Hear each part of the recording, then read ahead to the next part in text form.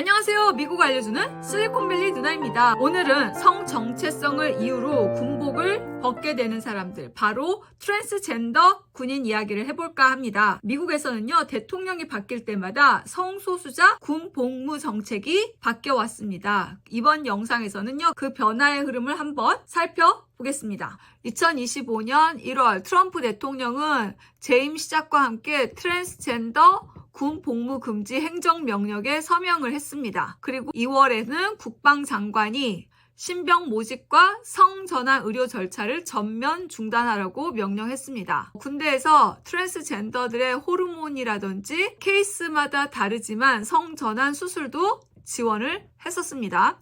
5월 6일에는 바로 대법원이 이 조치를 허용했습니다. 결국 이미 복무 중인 트랜스젠더 군인들까지 군복을 벗게 될 것입니다. 현재 미군에서는요, 트랜스젠더 군인이 차지하는 비율은 미군의 약 1%로 15,000명에서 25,000명의 군인이 복무 중인 것으로 추정하고 있습니다. 트랜스젠더 군인들 나올 때 나오는 말이 불필요한 돈이 의료비가 지출되고 있다. 트랜스젠더 군인들 때문이라고 그러는데요. 비용은 생각보다 그렇게 많이 차지하고 있지 않습니다. 16년부터 2021년까지 국방부에서 총 1,892명의 트랜스젠더 군인들에게 약 1,500만 달러, 즉 한국 돈으로 약 218억 원을 수술과 비수술 치료에 지출했다고 보고했습니다.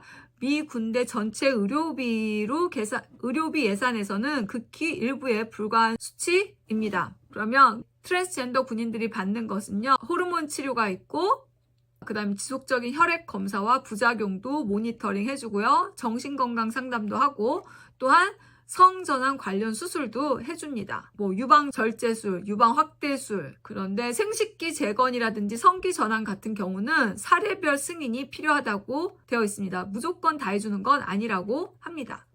미국 군대의 성소수자 복무 정책을 한번 살펴보면 동성애자라든지 트랜스젠더들은 군대를 갈 수가 없었습니다. 그렇지만 1993년 클린턴 대통령이 Don't ask, don't tell을 도입했습니다. Don't ask, don't tell, 묻지 말고 대답하지 말아라. 즉, 자신이 게이라고 얘기하지 않는 이상은 군대에 복무하는 것이 문제가 되지 않았습니다. 그러다가 2021년 오바마 대통령이 Don't ask, don't tell을 폐지를 했습니다. 이제는 공개적인 동성애 군인이 군복무하는 것이 가능했던 것입니다. 16년 오바마가 또 허용을 합니다.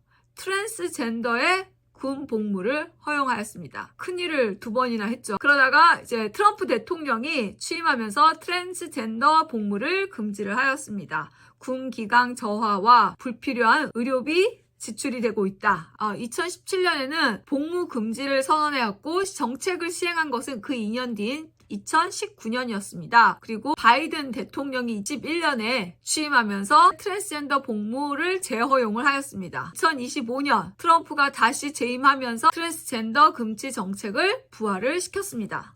다시 한번 말하지만 트럼프가 얘기한 것은 트랜스젠더입니다. 여전히 동성애 군인들은 군복무하는 데서는 전혀 지장이 없는 것입니다. 네, 트럼프는 트랜스젠더만을 얘기했습니다. 게이까지 포함하게 되면은 이제는 정치적으로 더 큰 논란이 될 수 있고 반감을 일으킬 수 있기 때문에 트랜스젠더만 겨냥하는 전략을 취한 겁니다. 그리고 동성애자는 추가로 나가는 의료비가 없기 때문에 트랜스젠더 복무 금지에는 조금 더 합리적으로 사람들에게 어필할 수가 있는 거죠. 오늘은 미군의 성소수자 정책이 어떻게 대통령이 바뀌는지에 따라 달라졌는지 살펴봤습니다. 정치는 나랑 상관없는 일이 아니라 누구나가 영향을 받는 문제입니다. 그래서 우리는 정치에 관심을 가져야 합니다. 오늘도 미국을 알려드린 실리콘밸리 누나였습니다. 감사합니다. 구독과 좋아요 부탁해요.